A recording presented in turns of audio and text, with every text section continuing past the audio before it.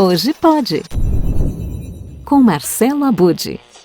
Um enigmático personagem promete abalar para sempre os conceitos sobre o tempo. 2062 está mais perto do que se imagina. O podcast Paciente 63 estreou na quinta, dia 22 de julho, com 10 episódios para maratonar grátis, exclusivamente no Spotify. A nova audiosérie da plataforma de áudio, protagonizada por Seu Jorge e Mel Lisboa, acompanha os intrigantes relatos de Pedro Reuter, a psiquiatra Elisa Amaral. Isso em sessões terapêuticas de rotina que logo se transformam em um instigante embate entre a realidade e o delírio, o real e o possível. É esse o enredo de Paciente 63, uma audiosérie de ficção científica que tem sido um enorme sucesso em toda a América Latina. E nós vamos ouvir quem adaptou e dirigiu aqui no Brasil a primeira temporada de Paciente 63, o Gustavo Kurlat. Eu conversei com ele aqui para o hashtag Hoje Pode. Antes de falar do podcast, eu queria falar um pouquinho de você. Para as pessoas que não conhecem o Gustavo Kurlat, quem é o Gustavo Kurlat?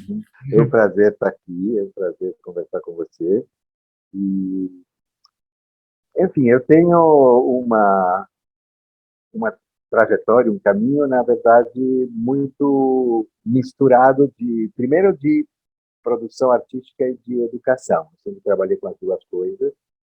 Esses caminhos paralelos sempre foram se alimentando um no outro, né? Fui coordenador de escola, professor de escola de teatro, sempre nessa troca eu trabalhei simultaneamente com música, com teatro, com cinema, com literatura, né? Assim, ligeiramente esquizofrênico, mas digamos que o que sempre me interessou sempre me interessou a poesia, o poético, o fazer poético. E aí, se para fazer essa poesia eu tinha que andar no caminho da música, ou da escrita, ou da direção teatral, ou enfim, ou das trilhas de cinema ou de teatro, era sempre à procura de algum jeito de dizer coisas, né? de falar coisas, né? Uma procura expressiva. Eu comecei, na verdade, na área artística, fazendo, muito por acaso, música para teatro, né? Só para você ter uma ideia dessa simultaneidade maluca. Eu, na verdade, antes de sair da Argentina, que você deve perceber um certo sotaque baiano aí, porque não é, tá? É portenho.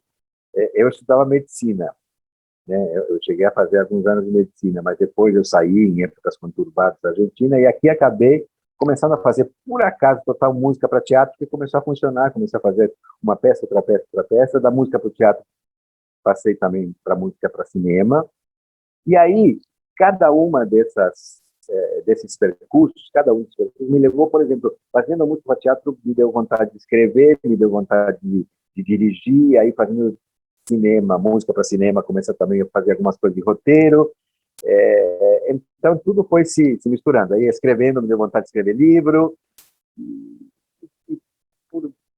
por sorte, enfim, por empenho, digamos, acabei ganhando prêmios de teatro, ganhou a PCA, ganhou Pensa como compositor e como autor, fiz junto com o grande parceiro que me oferece a Ultrassom, a música do Menino e o Mundo.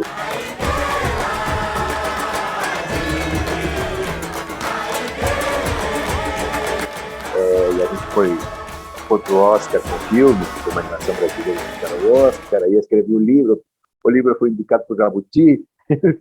Eu tive essa alegria de que esses projetos todos foram reconhecidos.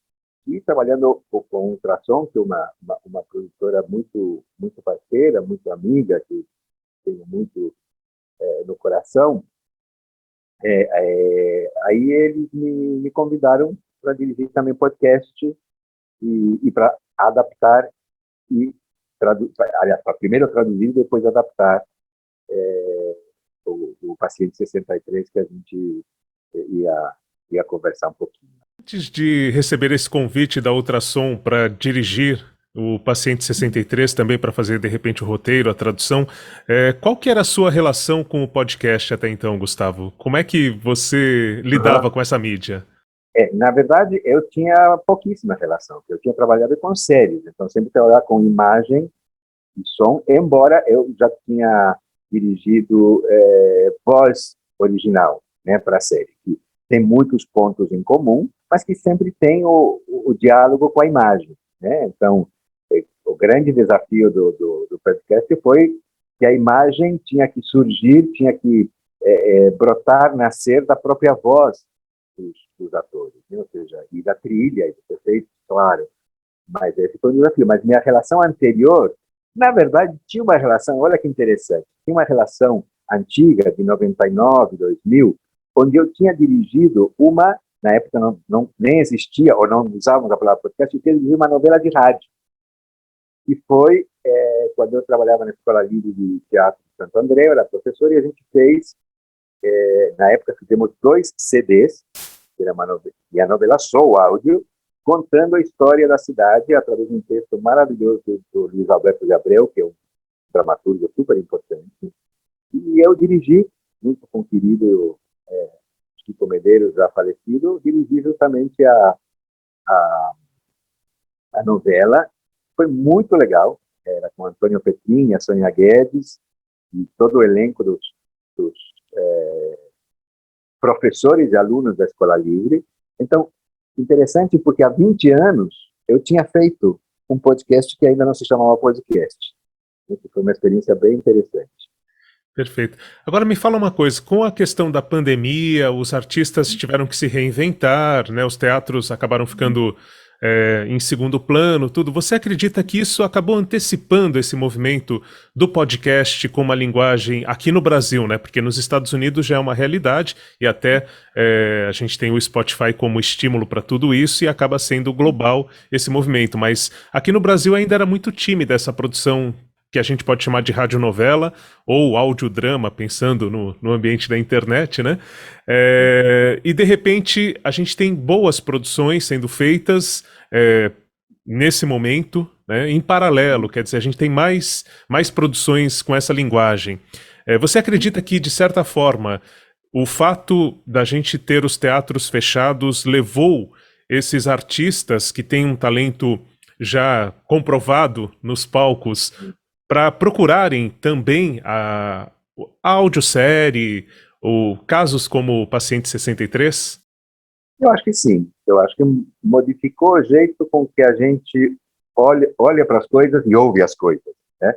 Então, me parece uma decorrência natural começar a pensar em outras maneiras de dizer aquelas coisas que a gente quer dizer, né? Eu acho que teria acontecido de qualquer jeito, mas de fato houve me parece, uma antecipação disso, né? E uma procura de novas maneiras de criar, de produzir, né? Então acho que sim, tem a ver. Me parece que inevitavelmente teria acontecido, mas de fato sim. Para mim, inclusive, eu comecei a olhar para essas coisas de outro jeito. Então posso falar por mim, né? Eu comecei a prestar atenção numa coisa que eu não prestava atenção. Eu era muito ligado, aliás, eu sou muito ligado à imagem, né? Sempre trabalhei muito inclusive com essa junção de linguagens, né? E trabalhar com teatro, com cinema, né? Junto, né? O livro que eu escrevi, o livro tem muitas ilustrações, um livro para crianças, muitas ilustrações muito poderosas. Então, trabalhar com a imaginação da imagem é um desafio, aliás, é delicioso, né? Porque você faz com que o ouvinte, literalmente ouvinte, ele imagine junto com você, se ponha nesse lugar, crie imagens junto com você, né? E consiga transpor aquilo que ouve para um outro universo, né? Mas, de fato, respondendo a sua pergunta, acho que sim, que a pandemia teve grande influência. E pensando no papel de direção, né, é muito diferente dirigir os atores em um estúdio de áudio e no palco. E antes da experiência com podcast, na publicidade você já teve momentos parecidos com esse em termos de direção? Olha, na publicidade eu estava sempre no lugar do ator, mas como locutor. Eu sou locutor também, então já fui muito dirigido, né? Isso ajuda bastante, né? Mas é diferente porque você não tem o recurso do gesto, da ocupação do espaço, de olhar para o ambiente. Tem coisas que dão subsídios para o ator nessa interpretação, tanto no teatro quanto no cinema, quanto na própria animação, né? Eu fiz muita música também para animação. Né? Aqui não, aqui é só som, e trilha e efeito. Então, você tem que levar o ator, conduzir o ator para fazer, para criar esse cenário, essa ambientação, essa questão espacial, né? Que o ouvinte possa sentir que está perto, que está mais longe, que ele está agitado, que ele está tranquilo, que ele está nervoso. Tudo isso está só na voz. Então, é um outro tipo de desafio. E eu gosto muito também de aplicar os atributos do som e da música para um trabalho de direção, ou seja, questões de grave, de agudo, de forte, de fraco, de timbre, de legato, de staccato, essas questões musicais que vão ajudar a criar, a construir a voz da personagem. Então, é diferente, sim, mas, como todas as outras coisas, uma coisa alimenta a outra. Então, a imagem que não está corporiçada ou corporificada, não sei qual é a palavra, ela tem que ser criada a partir da voz. Então, é uma troca de figurinhas também. Em relação ao estúdio de som, né, a Ultrassom, qual é a sua relação com esse estúdio de outras produções? E como você sentiu a adaptação do estúdio para uma produção de podcast? Também houve adaptações no ambiente para que isso fosse feito? Muitas. Minha relação com o Ultrassom é muito antiga. Eu trabalho com o Binho, que é o dono e o grande criador do Ultrassom, na verdade, é quase 30 anos, né? Mais 30 anos, mas ininterruptamente há 22 anos, trabalhamos juntos, fazemos uma parceria muito forte, muito gostosa e muito particular, né? Onde a gente troca e cria simultaneamente. É bem legal, bem bonita essa parceria. Então, eu tenho trabalhado com cinema, com séries, com música para teatro, e estou respondendo a minha parceria de muito tempo, profissional e afetiva também. E essa questão da adaptação, sim, óbvio, mas primeiro que gravamos tudo o que foi possível, gravamos remoto. O elenco, digamos, fora o par protagonista da Mel e do Seu Jorge, teve muitos atores muito legais gravando, e a maioria a gente gravou em casa, o estúdio em casa, e a gente fez aquela coisa de gravação remota, dirigindo por Zoom. Então já teve de cara uma adaptação muito grande, com testes da qualidade da gravação na casa das pessoas, enfim, com o empréstimo de equipamentos que precisava de mais alguma coisa que a pessoa não tinha e tal. E alguns que não conseguíamos fazer isso, porque teve uma história assim, por exemplo, uma gravação de um dos atores passar um helicóptero o tempo todo, a gravação, então não podia acontecer, então ele acabou indo no estúdio, mas o trabalho com a Mel e com o Seu Jorge, a gente achou que pela própria característica da relação deles, devia ser junto. Então a gente gravou junto no estúdio, com todos os cuidados, fazendo teste cada 2, 3 dias, e assim. Só que eu estava na técnica, com os meninos da técnica, e a Mel e o Seu Jorge estavam em salas do mesmo estúdio, salas separadas, né? Porque a gente tinha que cuidar de todo mundo. Então houve essa adaptação, eles estavam perto, a gente fazia leituras do texto ao ar livre, do lado do jardim, separado, e depois, quando entrava no estúdio, eles estavam cada um numa sala para poder preservar, cuidar da saúde de todos. Então, foi uma grande adaptação, né? E aí tem outras coisas que acho que são características do podcast, que o roteiro original e a gravação original são do Chile. Então, a trilha e a ambientação e os efeitos vieram do Chile, então a gente teve que se adaptar em tempos, conseguir mais ou menos lidar com isso que estava pronto, né, e reproduzir o mesmo clima. E a gente chegou até a edição e a mixagem foi feita na Espanha, então a gravação foi feita no Chile, A mixagem foi feita na Espanha, a nossa parte em São Paulo. Isso eu não diria que é uma novidade, mas não é tão recente assim. Né? Aliás, não é tão antigo assim, é muito recente. É interessante, né? Porque eu costumo fazer alguns paralelos com o tempo, já que o tempo é o personagem, um dos elementos desse podcast. E é curioso que a gente está completando 80 anos de novela no Brasil, né? Em 41, a gente teve lá Em Busca da Felicidade na Rádio Nacional do Rio de Janeiro, e começou com um texto cubano, e depois vieram outros textos também que não eram brasileiros ainda, até chegar no Vianinha fazendo um texto brasileiro, né? E a gente tem esses paralelos em relação a esse tipo de produção, essa adaptação. Inclusive, na época, era muito comum o roteiro ser traduzido e vendido em banca. Eu tenho aqui O Direito de Nascer completo, que eu achei num sebo. E é muito interessante que aí vem lá, na abertura, né, de cada fascículo que era vendido em banca, a autorização do autor daquela peça, daquela novela, para que aquilo fosse publicado, tudo mais tal, né? Então, eu queria que você me falasse um pouquinho desse processo de adaptação do roteiro. E se você teve contato com o autor chileno, se você já o conhecia, como é que foi esse processo? Eu vi que ele elogiou muito o resultado aqui do Brasil. Então, eu queria que você falasse Eu um ainda pouquinho. não vi, depois me conta, porque eu não vi ainda. Numa entrevista da B9, ele falou que achou incrível a adaptação brasileira. Olha, que legal, que legal. Na verdade, eu não conhecia o Julio, né? Eu acho o roteiro fantástico, eu acho que ele arrasou.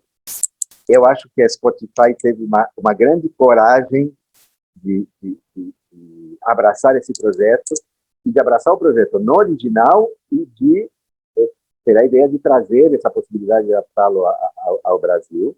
Né? Então, eu não tive contato direto com ele, né? Eu nem conversei com ele, mas o que eu tive é o roteiro escrito e a versão original para eu ouvir. Então, as ideias do roteiro ficavam muito claras quando a gente ouvia elas realizadas como áudio, né? Então, nesse sentido, era autossuficiente, digamos, né? A obra em si. Agora, eu tinha outros desafios. A musicalidade da língua é outra, né? Tem certas coisas que funcionam em espanhol que não funcionam em português e vice-versa, então tinha que pensar qual era a embocadura dos atores, né? Como ia soar isso em português na voz dos atores, isso em termos de interpretação e de significado do texto. Mas também tinha as questões geográficas, né? O protagonista original diz que nasceu no México, a outra protagonista que é de Santiago do Chile, tem lugares que estudaram e que são em outros lugares localizados geograficamente em outros lugares, então tinha que adaptar coisas que me parecessem similares, né? Tem coisas muito interessantes, porque o nosso protagonista, o Pedro Reuter, que faz o Seu Jorge, eu levei para Porto Alegre, né?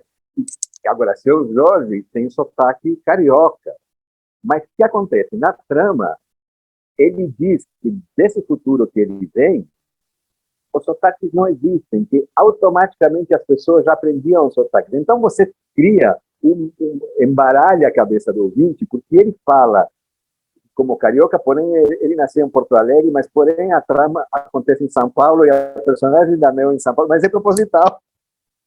Né? É isso mesmo. Lá era um mexicano que não tinha sotaque mexicano. Eu lembro que quando eu assisti a primeira vez, o primeiro episódio, eu falei, ele fala que nasceu no México, mas ele tem sotaque chileno. Eu lembro que a primeira impressão, falei, nossa, eles deixaram escapar. E aí logo depois eles explicam por quê. E dizem, entendi o que eles estão fazendo isso. Essa é uma outra questão que eles fazem no original, e que eu tive cuidado de manter, que é esse jogo de que você se surpreende, que uma vez diz, não está funcionando, não está fechando. E aí vem a solução. Mas daí essa solução te abre a outra loucura. Né? Peraí, que tempo ele está falando a verdade? Ele não está falando. E eu acho que essa questão da verdade, do que é real e o que não é uma coisa extremamente relevante para a gente hoje. Né? Na verdade, ele está falando disso, de o que é verdade e o que não é, o que é fake e o que não é, né? O que eu vivi, o que eu acho que eu vivi, o que eu acredito e o que eu de fato vivenciei. Então, me parece que, além das questões concretas do conteúdo, tem as questões subliminares que são fortíssimas, né? Não é por acaso que ele foi o podcast mais ouvido em Latinoamérica, na versão em espanhol, e pelo que eu vi ontem está sendo o podcast mais ouvido no Brasil, está em primeiro lugar, né? Então, tem esse caldo de coisas interessantes dentro dele. Que maravilha. E como é que foi dirigir o Seu Jorge e a Mel Lisboa, além de outros atores à distância, nessa produção? Você já tinha tido contato com o Seu Jorge, com a Mel em outras produções dirigindo? Trabalhando, não. Eu conhecia a Mel trabalhou com a minha mulher, com a Débora, já em outras produções. Eu conhecia pessoalmente a Mel. Seu Jorge nunca tinha trabalhado, mas foi um super desafio, mas foi um enorme prazer, né? Porque os caras são demais, fora que se entregaram totalmente ao trabalho e eles se entregaram totalmente ao desafio de fazer com a voz aquilo que eles fazem com a voz, com o corpo, com a imagem, com o gesto, né? Então, para eles também foi um desafio, né? Mas um desafio que todos compramos juntos. Isso não tem preço, né? E assim, tipo, vamos lá, vamos fazer. Quando a gente não acertava, vamos fazer de novo. Tem uma coisa muito louca da gravação, que você faz muitas vezes a mesma coisa, uma depois da outra. No teatro, você sai um dia, depois repete no dia seguinte. Aqui era na hora, vamos fazer de novo, tá?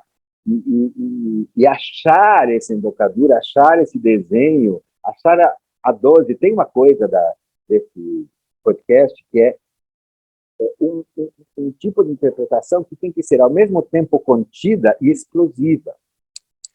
Tem uma explosão que está prestes a acontecer o tempo inteiro e não acontece com uma explosão, né? Porque eles andam o tempo inteiro na beira do abismo, né? A própria trama diz isso, né? Eles vão, mas não vão. Eles vão explodir, mas não explodem. Então, esse foi um desafio para eles muito grande e para mim, dirigindo, né? E tem essa questão de uma proximidade, né? É muito louco, né? Porque você está com o microfone aqui, então você está perto de alguma coisa que te capta. Você está do lado daquilo que vai carregar o que você diz, né? E eu ouvindo isso, eu tenho que ir corrigindo o rumo, né? É louco, né? Que a gente fala de direção, né? E é isso, para onde eu vou, né? A direção é isso, né? Ou seja, eu não sou dono, o diretor não é o dono, mas ele ajuda a conduzir, vai para cá, vai para esse lugar, né? E faz escolhas o tempo inteiro, né? Se eu vou para cá, não vou para lá. Então, as minhas escolhas determinam o que vai acontecer. E pensando um pouco nos outros elementos, né, na trilha, nos efeitos sonoros que você disse que já vieram lá do Chile, como é que você considera que esses elementos sonoros fazem com que a gente tenha uma imersão, que é o termo que se usa bastante para esse tipo de produção, né, e que compõem com a voz desses personagens ou dessas personagens? É extremamente sutil o trabalho do pessoal que fez tanto música quanto os efeitos, a ambientação. A sutileza necessária, né? Porque eu tenho que, se eu fechar os olhos, eu tenho que ver esses lugares. Eles foram extremamente cuidadosos. No ambiente do hospital, você ouve lá longe, uma ambulância lá longe, um médico sendo chamado dos alto-falantes, né? A música cria uma tensão, mas ela sabe quando ela vai protagonizar e quando ela vai ficar no fundo. Ficha de admissão. Paciente de nome desconhecido. Número da ficha clínica, 63. Um enigmático paciente. Eu me chamo Pedro Reuter. Me diz de onde você vem. Venho do ano de 2062. Uma missão no passado. Eu preciso evitar que ela pegue um avião. Para mudar o futuro da humanidade. No futuro, não temos nada. Paciente 63. Maratona grátis. Só no Spotify. Né? Tem um jogo de finais de frase que são pontuados por algum som, por alguma pequena sequência melódica, rítmica ou melódica. Então, eu achei lindo o trabalho deles, né? Não foi, às vezes isso pode te engaiolar, pode te limitar, não foi, de fato não foi, né? Eu já vivenciei outras situações, em outros trabalhos, onde a trilha pode, na verdade, te criar limites. Aqui não, acho que ajuda porque você tem que chegar nesse lugar. Ela está me dizendo que é aqui que eu tenho que chegar, então eu vou chegar aqui. Aí na edição a gente tinha que colocar as coisas exatamente no ponto para que chegue essa palavra em tal bip, que chegue a palavra em tal acorde, né? Então, nesse sentido, foi muito estimulante. E Gustavo, para nossa geração, acho que é um pouco difícil compreender como o Spotify acaba se tornando o rádio, né? Mas eu dou aula em faculdade de comunicação, você também tem contato, acho que com muita gente como professor também, tudo tal, e eu recebo muito esse feedback dos jovens já há uns 2, 3 anos, de que os próprios pais deles substituem, por exemplo, um jornal de rádio que era tradicional pelo café da manhã da Folha. Toda manhã, quando vai sentar para tomar café, eles estão ouvindo o café da manhã da Folha e assim por diante. E o Spotify e outras plataformas acabam criando playlists que misturam música com informação e tudo mais, tal. A gente começa a ter essa realidade. O Spotify também se torna um rádio, né? E na série, eu vou dar um spoiler aqui, porque esse é inevitável para mim, o rádio se torna a rede social do futuro em um determinado momento. Como é que você vê essa volta ao escutar? Eu acho que mais do que ouvir, inclusive tem uma produção que eu não sei se você conhece, eu indico, eu vou falar na próxima edição aqui, já dando spoiler também, que é uma produção do Grupo Galpão, chamado Quer Ver, Escuta, que é baseado em um texto do Francisco Alvim, e que é muito incrível também nessa questão do sensorial, da busca do som perfeito, enfim, e da memória. Bom, isso é uma outra história, mas de toda forma, essa questão da escuta. A gente falando que o rádio pode ser a rede social do futuro, de certa forma, trazendo essa atenção para a escuta, ou para a escutatória, mais do que a questão de só emitir falas, né? Para esse momento. Como você vê a importância do som nos dias de hoje e por que você acha que a gente está tendo esse resgate até de alguns jovens que antes sequer ouviam rádio, hoje de repente ouvem uma série em áudio como assistem a uma série de TV? Eu não sei se o que eu vou falar é de fato uma expressão de desejo, tá? Mas uma das coisas que mais tem me preocupado e mais tem me interessado nos últimos tempos é a falta de escuta nas relações que acontece em muitas circunstâncias da vida das pessoas. Eu acho que essa falta de escuta percorre politicamente, socialmente, né? Ou seja, muitas pessoas que não se ouvem, têm um discurso pronto e acabou, né?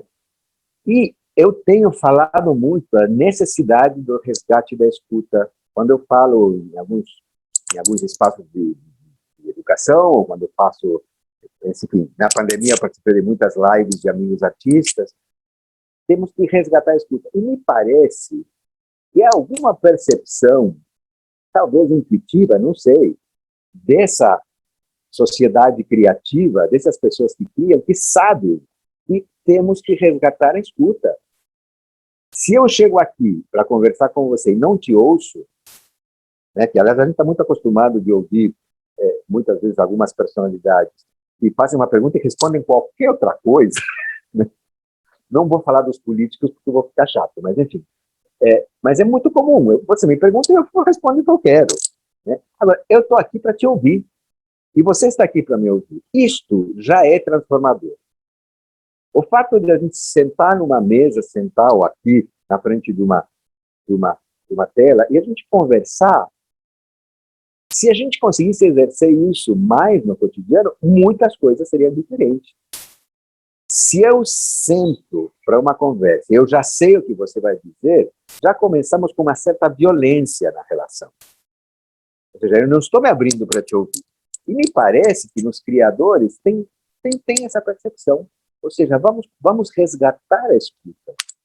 Vamos ouvir de novo, vamos saber, a gente sabe o que outra pessoa tem, porque ela nos conta, porque ela diz, porque ela fala, né? Isso tem a ver com o discurso artístico, tem a ver com os discursos psicanalíticos, né? Eu vou numa análise, eu vou falar, e a pessoa que está me analisando vai ouvir a minha fala. E vai decodificar coisas que me acontecem a partir do que eu digo.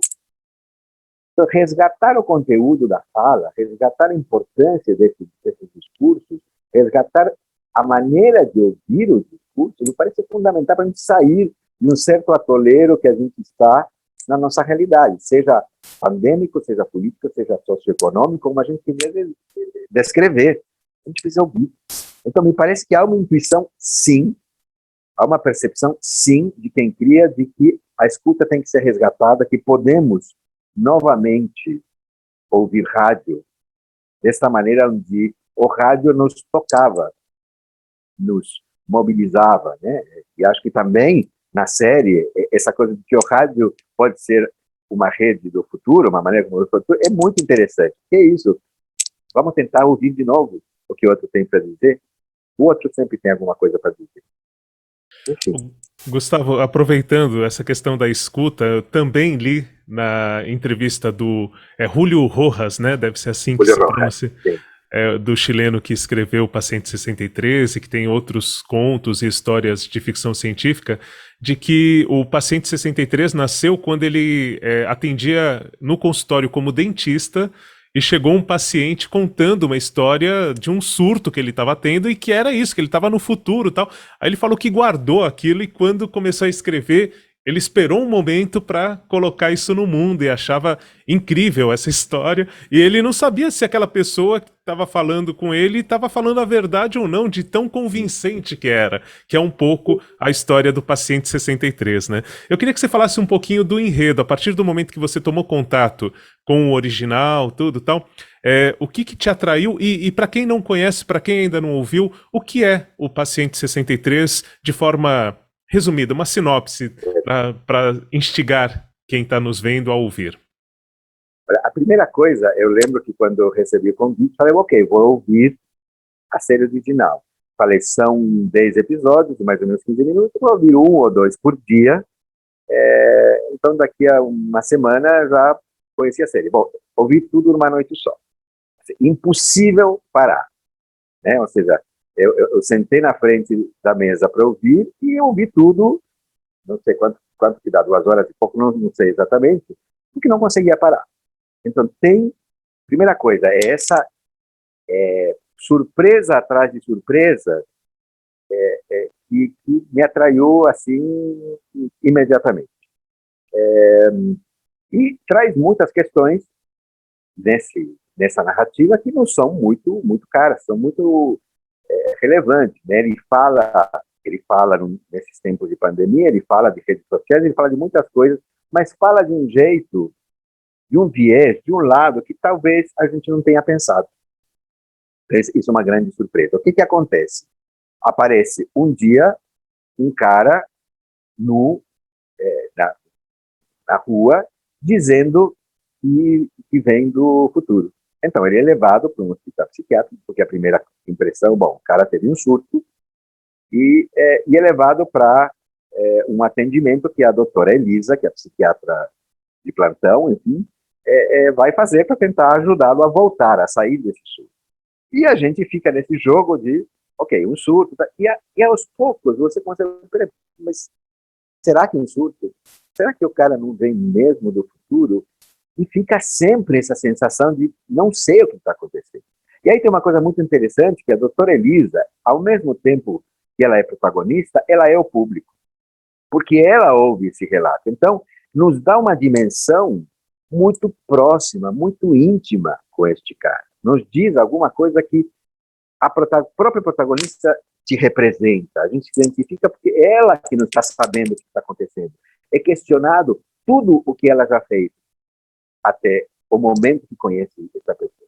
E aí nos traz coisas que duvido que não tenha alguém que não tenha vivido. Sonhos que você faz, peraí, um sonho premonitório, não é? É coincidência? Não é, né? É de fato um cara que pirou, um cara que está nos trazendo uma informação que a gente não é capaz de processar. Então, esta dinâmica de verdade e mentira, de loucura e realidade, é o que nos mantém a atenção o tempo inteiro. E a partir deste embate é que a gente questiona o que acontece. A gente questiona o quanto as redes sociais podem ser benéficas e ditatoriais. A gente questiona o quanto a preocupação com uma pandemia de fato foi bem cuidada pelas pessoas ou não. O quanto as coisas podem ser,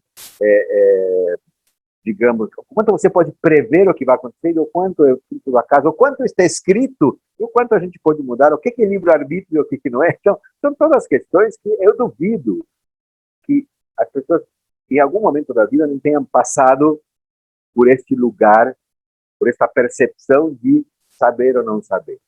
Né? Então, eu não sei, isso me atraiu muito, me atrai ainda. Eu estou agora traduzindo e adaptando a segunda temporada e não paro de me surpreender. Olha só, spoiler, teremos uma segunda Spoiler. temporada. Não sei se eu podia falar isso, mas sim. Que sensacional, sensacional. Eu acredito que essa questão da escuta, a gente está se escutando, como você falou, tantas coisas que a gente encontra de paralelos com algo que já pensou, ou que já viveu num sonho, enfim, ou não num sonho, vai saber, e que por ser áudio também, né, esse convite, o primeiro audiodrama que eu ouvi, né, o primeiro podcast nesse formato que eu ouvi aqui no Brasil, foi feito pelo pessoal do Nerdcast. Eles alertavam que era um episódio diferente do que eles faziam tradicionalmente, que é o bate-papo, né? E diziam, olha, se você não fechar os olhos e colocar um fone de ouvidos, é como você ir a um cinema 3D e não colocar os óculos. Você vai ficar sem imergir, sem sentir o que está sendo transmitido. E ao fazer esse convite para que as pessoas, eu acho que naturalmente já se postam dessa maneira, escolhem um momento do dia para colocar o fone, fechar os olhos e ouvir uma história como essa, a gente está se ouvindo, né? É uma autorreflexão, de certa forma. É uma terapia também dos nossos pensamentos. Então, achei realmente algo impressionante, tanto quanto você. Eu comecei a ouvir e pensei, vou ouvir um episódio, nem sabia se ia gostar, se ia continuar. Eu fui ouvir como exercício e também tive uma noite de insônia. Não foi por causa do skatista, nem por causa da fadinha, que também me deixaram com insônia, felizmente, mas com um delírio, literalmente, que foi ouvir o Paciente 63. Eu acredito que é um momento, uma outra virada de página do podcast, e pensando em Spotify, né, o Rodrigo Vizeu é um cara que para mim tem uma importância muito grande nesse plot aí do podcast com o presidente da semana, quando ele fez aquilo na Folha, contando a história de cada presidente que já passou pelo Brasil de uma forma narrativa, tudo isso trouxe um outro patamar para o podcast, e no fundo é algo que o rádio fazia muito e que hoje deixou um pouco de lado, e quando faz em formato de podcast. Então eu sou um propulsor dessa mídia há muito tempo, mas hoje eu tenho gosto de falar e estar aqui conhecendo outros trabalhos, dividindo, compartilhando, justamente porque eu vejo que qualquer pessoa vai encontrar conteúdos muito interessantes no que a gente chama de podosfera, né, nesse universo aí dos podcasts. Então eu queria te parabenizar, agradecer essa atenção e deixar um espaço para você deixar uma mensagem final, algo que você considere importante dizer que nós não conversamos aqui. E você tem 2 horas e meia para fazer isso. Fique à vontade.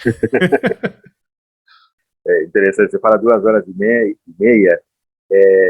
Estava pensando, enquanto você falava dessa imersão do fone de ouvido e tal, que a série, entre outras coisas, fala do tempo, né? E acho que outra leitura do tempo é quanto tempo a gente se dá para poder parar e ouvir, né? Então, é interessante que eu tenho falado com alguns amigos, eu vou falar porque eu tô lavando louça e eu estou ouvindo, é minha hora de ouvir o podcast. Eu falo, não, eu ponho no carro e eu acho lindo, né? Mas ao mesmo tempo eu digo para eles, mas tenta parar e ouvir no fone de ouvido, né? Então, as duas coisas são possíveis. Claro que é legal, mas essa coisa de parar e me dar tempo é uma maneira de também pensar o tempo de outro jeito, né? Como lidamos com o tempo, que também foi uma das grandes questões que apareceram para todo mundo na pandemia, né? O que fazer com o tempo? Né? Que tempo é esse? Será que o tempo parou? Será que o tempo... Enfim, me parece... São reflexões que eu acho que desde sempre a humanidade teve, mas o que nós fazemos com o tempo? Mas quando você fala alguma coisa que eu queira dizer ou alguma mensagem, eu acho que a questão da escuta, mas não é, vamos nos ouvir, gente. A gente precisa se ouvir, vamos ouvir o que o outro tem para dizer e vamos dizer para o outro que a gente quer que ele ouça, que a gente gostaria de contar para ele. Parar de supor e começar a ouvir. Sabe? Escuta, não supõe. Né? Essa coisa que mais me interessa. E veja, ouve com atenção, ouve o detalhe, ouve o som que está lá no fundo, né? Começar a espacializar essa escuta, né? Saber que tem coisas que têm prioridades, que tem coisas que a gente pode deixar para depois, mas essas coisas para depois existem, a gente tem que resgatá-las. Enfim, resgatar a escuta verdadeira, a escuta ativa, a escuta sensível, me parece que é o mais importante. Nesse sentido, os podcasts são grandes presentes para fazer esse exercício. Perfeito, queria agradecer e convidar para sempre que tiver novidades, compartilhe comigo, a gente troca ideia aqui, vai ser sempre um prazer, viu? Parabenizar muito e ficar na expectativa aí dessa segunda temporada que a gente não pode dizer que vai acontecer, mas vai acontecer, que bom. Exatamente, eu não disse nada, não falei nada. Não, foi uma voz do futuro que nos contou Exatamente. isso. Eu acho que o personagem veio para cá e trouxe uma... Olha, talvez eu esteja surtando, imaginei uma coisa que na verdade não está acontecendo. Muito bom. Só para finalizar, assim, contando um pouco da experiência pessoal, né? Minha mãe está com 87 anos e ela começa a ter umas visões que misturam passado, futuro, e é tão impressionante quando a gente para ouvir, porque é isso, ela está falando de uma pessoa que a princípio não está mais entre nós, mas como se estivesse aqui do lado conversando com ela, e a gente tem essas experiências com pessoas mais velhas e a gente não sabe o quanto, eu acho, né, a gente não tem como saber o quanto isso é um surto, entre aspas, o quanto é algo que está acontecendo ali para ela, né, e que a gente não está tendo capacidade de estar naquele tempo. Então, só compartilhando uma experiência pessoal que também a escuta do paciente 63 me trouxe. Então, muito obrigado. Para quem não ouviu, é obrigatório agora, não de obrigação como a leitura obrigatória de livros para o vestibular, mas por prazer, né? O Fernando Pessoa dizia, ai que prazer ter um livro para ler e não o fazer. Então, é naquele tempo, justamente encontrar esse tempo para não fazer nada, para fazer o mais importante, que é essa escuta e exercitar cada vez mais essa empatia, né, de se colocar no lugar das outras pessoas e viver aquilo para saber como lidar melhor com essa sociedade que a gente está vivendo. Acho que é um pouco também o que um podcast de ficção nos faz em relação ao que estamos vivendo na realidade. Grande abraço. Abraço. Eu queria te agradecer o convite muito, e agradecer até o André da Play que nos pôs em contato, e queria agradecer muito a Spotify e a Ultrassom por ter me permitido fazer esse trabalho, né, por ter me feito esse convite. Eu sou muito, muito grato. Muito obrigado. Até a próxima, até breve. Valeu.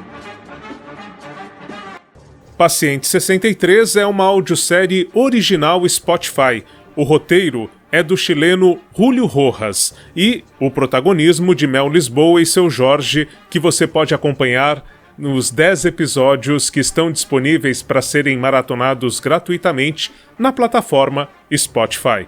Vale muito ouvir e não se esqueça, coloque fone de ouvido, feche os olhos e realmente viaje no tempo com essa história, que nos faz, inclusive, repensar muito do que estamos vivendo no nosso cotidiano.